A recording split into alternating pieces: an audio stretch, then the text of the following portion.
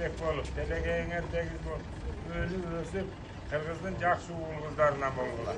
Bargan dergen balam şu